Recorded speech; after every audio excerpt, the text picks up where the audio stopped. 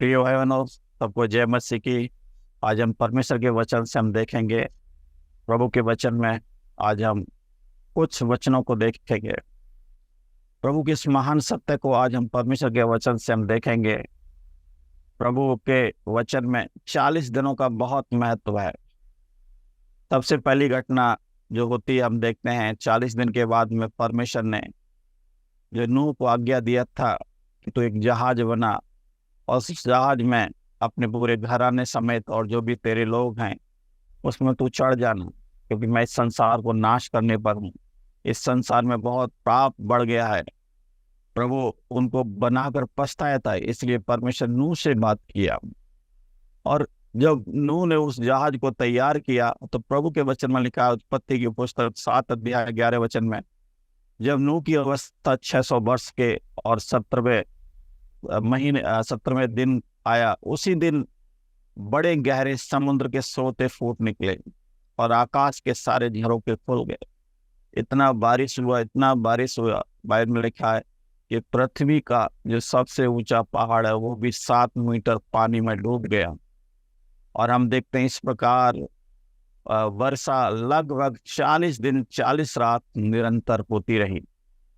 प्रिय भाई बहनों, क्या पशु, क्या मनुष्य, क्या पेड़ पौधे, जीव जंतु जितने भी इस पृथ्वी पर थे, सब कुछ मिट गए। केवल वही लोग जो परमेश्वर ने आज्ञा दिया था नूह के जहाज में थे, वही जीवित बचे। फिर हम देखते हैं वचन उत्पत्ति 1 अध्याय 8 अध्याय उसका 1 वचन से 6 वचन तक जब हम पढ़ते हैं, प्रिय भाई बहनों, परमेश्वर ने फिर हवा को चलाया और उससे जल घटने लगा। और लगभग हम देखते हैं प्रभु के वचन में ऐसा हुआ कि 40 दिन के पश्चात नूह ने अपने बनाए हुए जहाज की खिड़की खोलकर एक कौवा को उड़ा दिया। और हम देखते हैं वो कौवा, फिर उसके बाद उसने एक और पक्षी को उड़ाया, और वो पक्षी जब एक अपनी चोंच में एक हरी घास का पत्ता को लेकर आया, तब उसने जान लिया कि पानी घट गया। और जहाज जो है, वो जो नूह ने जो किश्ती बनाई थी पानी की, वो अरारात पर्वत पर जाकर अटक गया। और वहां वो लोग उस जहाज से निकलकर परमेश्वर का वेदी बनाकर परमेश्वर की महिमा किया। तो इसलिए हम देखते हैं प्रिय भाई बहनों, 40 दिन के बाद परमेश्वर ने आकाश और पृथ्वी के झरोखे खोल दिए थे। और 40 दिन के बाद हम देखते हैं नूह ने उस जहाज की खिड़की खोली थी। दूसरी हम घटना देखते हैं 40 दिन के बारे में, प्रिय भाई बहनों। परमेश्वर का एक चुना हुआ दास था, प्रभु का दास मूसा। और प्रभु ने 40 दिन 40 रात जब परमेश्वर के सम्मुख मूसा रहा, तो परमेश्वर ने उसको 10 वचन दिए, आज्ञा दी। 40 दिन के बाद परमेश्वर ने, दूसरी बात हम देखते हैं, परमेश्वर ने अपनी महान आज्ञाएं मूसा को दी। व्यवस्था वर्ण 9 अध्याय और उसका 9 वचन जब हम पढ़ते हैं तो उसमें इस प्रकार लिखा है, जब मैं उस वाचा के पत्थर की पटियाओं को जो यहोवा ने तुमसे बांधी थी उनके लिए पर्वत के ऊपर चढ़ गया, तब 40 दिन और 40 रात पर्वत के ऊपर ही रहा। मैंने ना तो रोटी खाई ना पानी पी। हम देखते हैं प्रिय भाई, दूसरी घटना, नूह के बाद परमेश्वर ने मूसा से 40 दिन 40 रात लगातार बात किया। वो सारे सृष्टि के भेद परमेश्वर ने मूसा पर खोले, और मूसा ने 5 किताबों को लिखा। उन सारे भेदों को बारीकी से, अरे सावधानी के पूर्वक हर एक विवरण को जो परमेश्वर ने दिखाया था लिखा है, प्रिय भाई बहनों। और साथ में उसने परमेश्वर ने मूसा को अपने हाथ से लिखी हुई पट्टी दी, और दोनों पट्टियां मूसा को सौंप दिया। और प्रभु ने आ, आ, उन वचनों को उस पर लिखा जो 10 आज्ञाएं आज हम पढ़ते हैं निर्गमन की पुस्तक में 20 अध्याय में, प्रिय भाई बहनों। फिर हम 11वें वचन में पढ़ते हैं, व्यवस्था वर्ण 9 का 11 में लिखा है, 40 दिन 40 रात बीत जाने पर यहोवा ने पत्थर की वो पटिया मुझे दे दी। यहोवा ने मूसा को पटिया दे दी। और तीसरी बात हम घटना देखते हैं, 40 दिन गोलियत इजरायली सेना को ललकारता रहा, और 40 दिन के बाद परमेश्वर ने एक योजना बनाकर दाऊद के द्वारा उस गोलियत का वध कराया। हम पढ़ते हैं पहला शमूएल उसका 17 अध्याय 16 वचन को जब देखते हैं तो वहां लिखा, वह फलस्तीनी तो 40 दिन तक सवेरे और सांझ को निकट आकर खड़ा हुआ करता था और रोजाना धमकी देता था इजरायलियों को, तुम में कोई वीर योद्धा है तो मेरे सम्मुख आए और मुझसे युद्ध करे।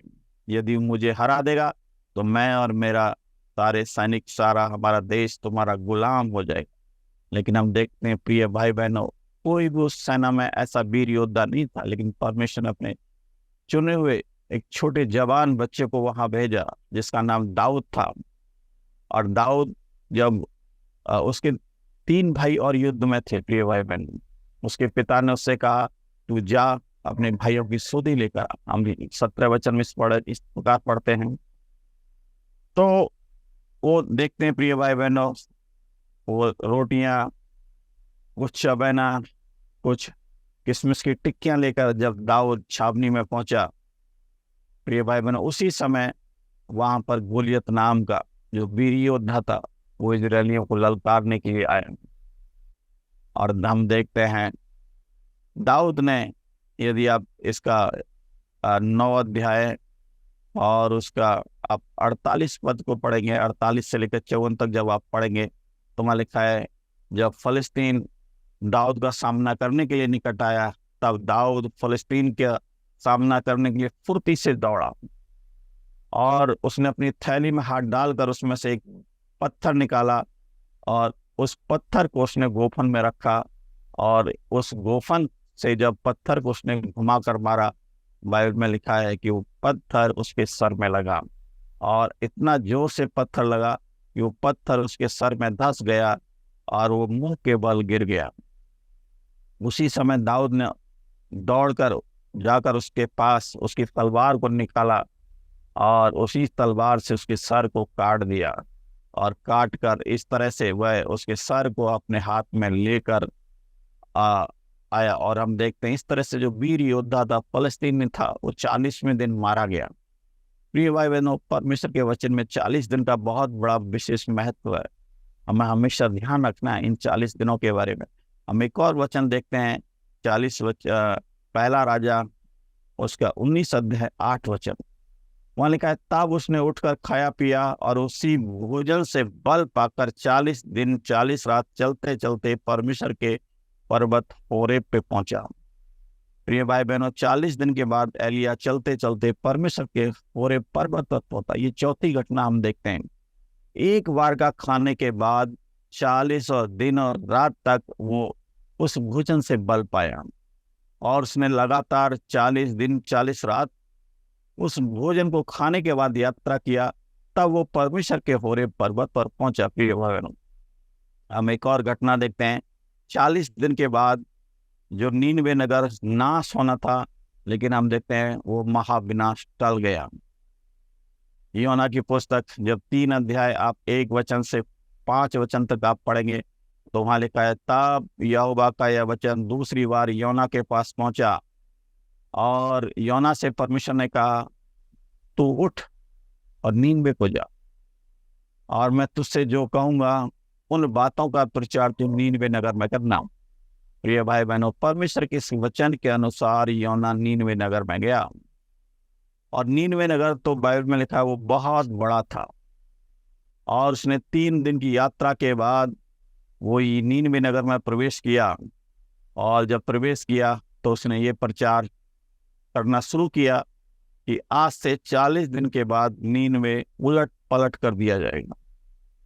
प्रिय भाई बहनों, हर दिन वो यही प्रचार करता रहा। हम देखते हैं नीनवे के लोगों ने परमेश्वर के इस वचन की प्रतीति की और बाद में उपवास के साथ उन्होंने प्रार्थना किया और अपने आप को नम्र और दीन बनाया, अपने ऊपर राख डाला और टाट ओढ़ा। तो हम देखते हैं जब वो अपने मार्ग से फिरे तो परमेश्वर ने अपनी इच्छा को बदल दिया और जो हानि करने की परमेश्वर ने ठानी थी उनकी हानि नहीं की। और इस तरह हम देखते हैं 40 दिन के बाद जो नीनवे में जो महाविनाश आने वाला था वो टल गया। हम छठी बात देखते हैं, 40 दिन के बाद यीशु मसीह शैतान यीशु मसीह शैतान और उसकी परीक्षा पर विजय हुए 40 दिन के बाद में। जब 40 दिन के बाद हमारा प्रभु प्रार्थना में रहा और निराहार रहा, अंत में वचन में लिखा है उसको भूख लगी, और जब भूख लगी तो परखने वाला उसके पास आया, प्रिय भाई बहन, शैतान, और उसने कहा यदि तू परमेश्वर का पुत्र है तो इन पत्थरों से कह दे ये रोटियां बन जाएं। लेकिन प्रिय भाई बहनों, हमारे प्रभु ने उत्तर दिया कि मनुष्य केवल रोटी से ही नहीं परंतु हर एक उस वचन से जो परमेश्वर के मुख से निकलता है जीवित रहेगा।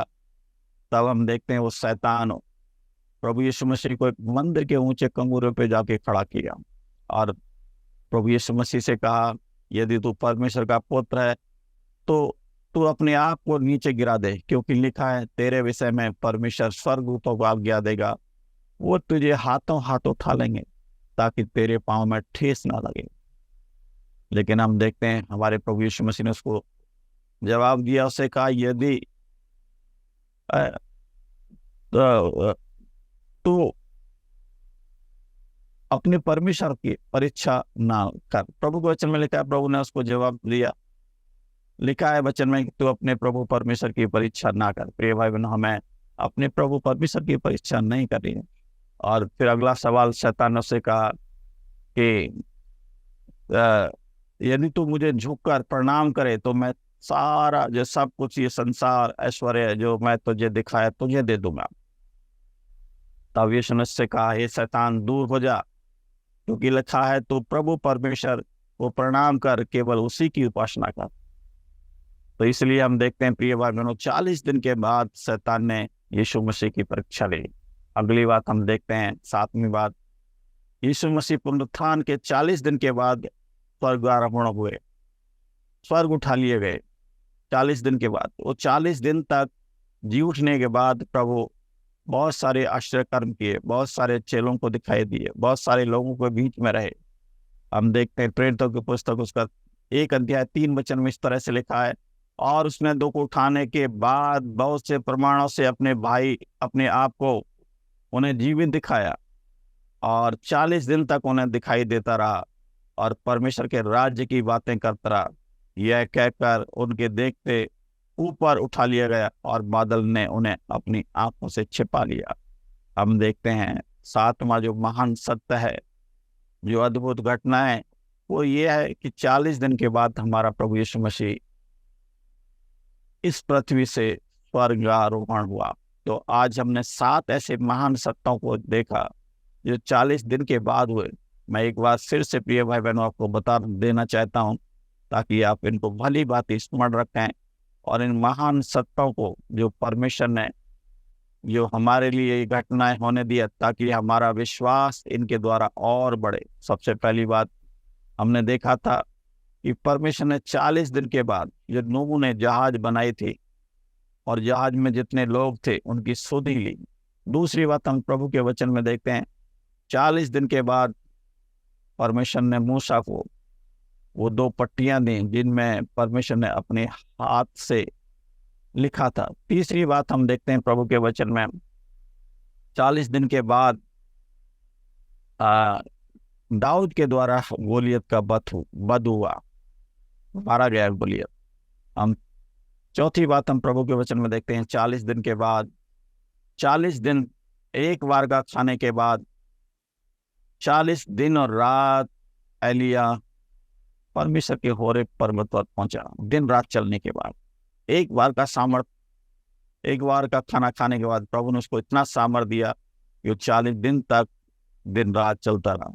5वीं बात हम देखते हैं जो महाविनाश नीनवे नगर में आने वाला था, ये भाई बहनों परमेश्वर के वचन में लिखा है वो 40 दिन के बाद टल गया, महाविनाश टल गया, क्योंकि लोगों ने मन फिराया और वो प्रभु की ओर फिरे, परमेश्वर ने उनको क्षमा किया। हम 6ठी बात देखते हैं 40 दिन के बाद यीशु मसीह जब शैतान ने परीक्षा की यीशु मसीह उसमें जयवंत हुआ।